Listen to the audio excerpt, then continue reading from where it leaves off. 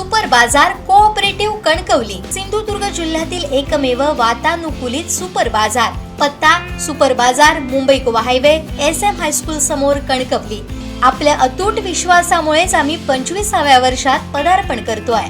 कणकवली शहरातील हॉटेल व्यावसायिक यांच्याकडे गॅस सिलेंडर उपलब्ध नाही, त्यामुळे हॉटेल व्यावसायिक मोठ्या अडचणीत सापडल्यात। व्यावसायिक गॅस सिलेंडरचा तुटवडा निर्माण झाल्यामुळे अनेक हॉटेल्समध्ये फक्त पुढील 2 दिवस हॉटेल सुरू ठेवता येईल इतकाच गॅस साठा उपलब्ध असल्याची माहिती हॉटेल व्यावसायिकांकडून देण्यात येते।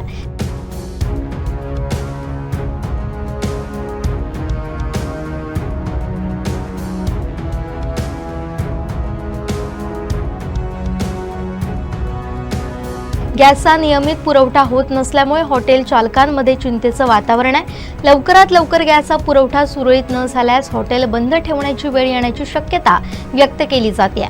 याचाच परिणाम हॉटेल व्यवसायासोबत पर्यटन आणि स्थानिक नागरिकांवरही होऊ शकतो। संबंधित गॅस पुरवठादार तसेच प्रशासनानं या समस्येकडे तातडीनं लक्ष देऊन गॅसचा पुरवठा सुरळीत करावा अशी मागणी हॉटेल व्यावसायिकांकडून करण्यात येते। व्यवसायावर आत्ता सध्या तर एवढ्यात 25% झाला, म्हणजे 75% वाचलेल्या ह्याच्यावर 75% होत आलेलं आहे। आणखी जर म्हणजे 25% झालाच आहे, पण 75% होतो आहे। सिंधुदुर्ग जिल्हा हा पर्यटन जिल्हा असल्यामुळे आणि आमचं स्पेशल फिश म्हणजे मच्छी स्पेशल आम्ही विकतो, त्यामुळे बाहेरची जी पर्यटक लोक येतात ते आमच्याकडे खास जेवणासाठी येतात, मच्छी जेवणासाठी। आणि एका वेळेला आम्ही जवळजवळ 75-80 लोकांना बसवण्याची व्यवस्था आमच्याकडे आहे।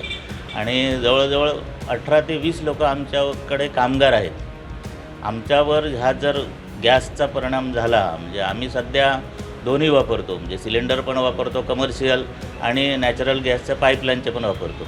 पण हे जर आत्ता सुरुवात झाली ते रेट वाढत गेले तर त्याचा सगळा परिणाम आमच्यावर होणार। आणि गॅस सिलेंडरसुद्धा नाही मिळाले तरी परिणाम होणार आमच्या व्यवसायावर। त्याचबरोबर जे पाईपलाईन आहे त्यांच्यामुळे म्हणजे ते पण आम्हाला व्यवस्थित पुरवठा करतील की नाही हे जरा ह्या परिणामामुळे तर त्याचा पण आमच्या व्यवसायावर परिणाम होणार। आणि त्या व्यवसायावर परिणाम होण्याबरोबर सुद्धा पर्यटनावर सुद्धा परिणाम होणार।